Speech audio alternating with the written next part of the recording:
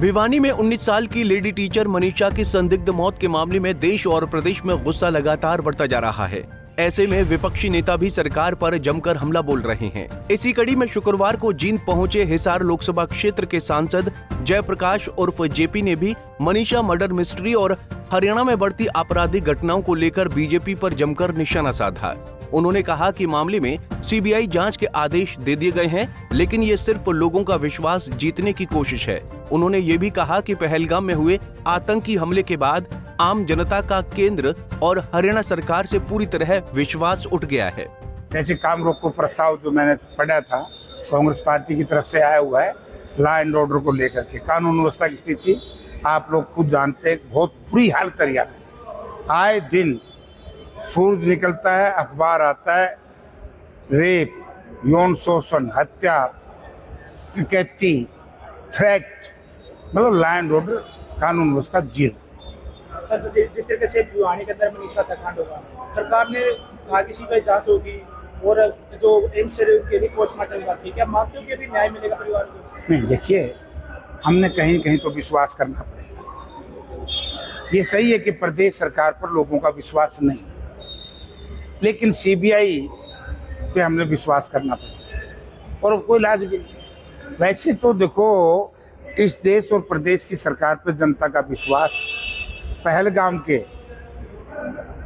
कांड के बाद उठ गया। फिर ऑपरेशन सिंदूर का जो विश्वास जवाब दिया प्रधानमंत्री जी ने पार्लियामेंट में, उसके बाद तो बिल्कुल ही उठ गया। सच्ची बोलते नहीं, लेकिन फिर भी आखिरकार रहना इस देश में।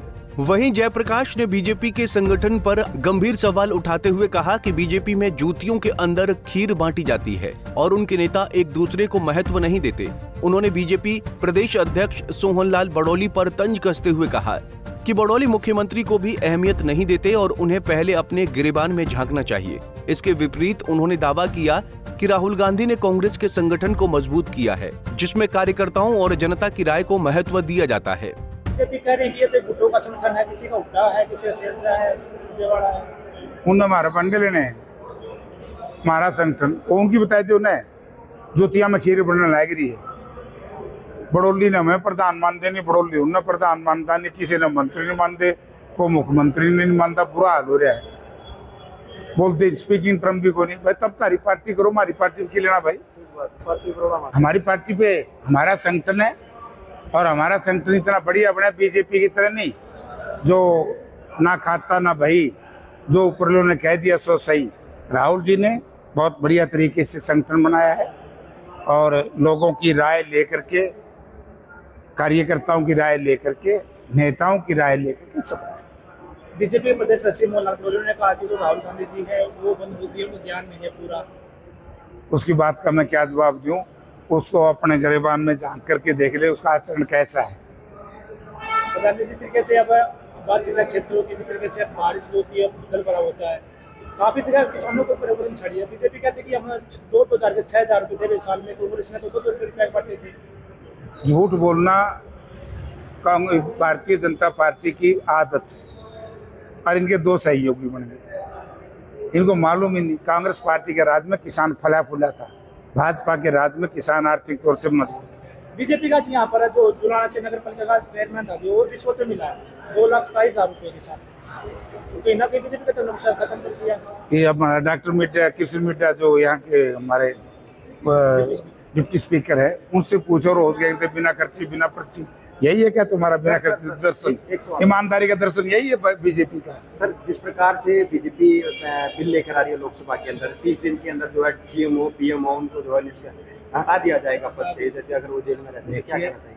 ये लोगों को इवेंट्स मैनेजमेंट की बात करते हैं। आपने देखा नहीं क्या दुर्गति हुई जब बिल लेकर के आए?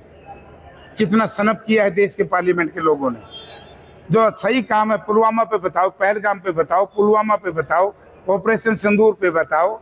ये वाइस प्रेसिडेंट का चुनाव जीतने के लिए जुमला था, ताकि नीतीश कुमार जी को उनको डरा दें, तुम खिलाफ वोट दोगे तो तुम्हें अंदर कर देंगे। बिहार चुनाव चला हुआ, जिसमें क्या लगता है राहुल गांधी जी? देखो, राहुल गांधी जी ने जैसे भारत जोड़ो यात्रा में क्रांति करी, देश में बहुमत में नहीं आई बीजेपी, कांग्रेस बहुमत, इंडिया गठबंधन बहुमत के नजदीक चला गया। ये तो वोट चोरी की वजह से सरकार बनाया गया। ये तो वोट चोर सरकार है। जयप्रकाश ने बीजेपी द्वारा लाए गए विधेयकों को झूठा जुमला करार देते हुए कहा कि पहले भी ऐसा बिल लाया गया था जिसकी दुर्गति सबने देखी। उन्होंने नीतीश कुमार को डराने के लिए इसे बीजेपी की रणनीति बताया।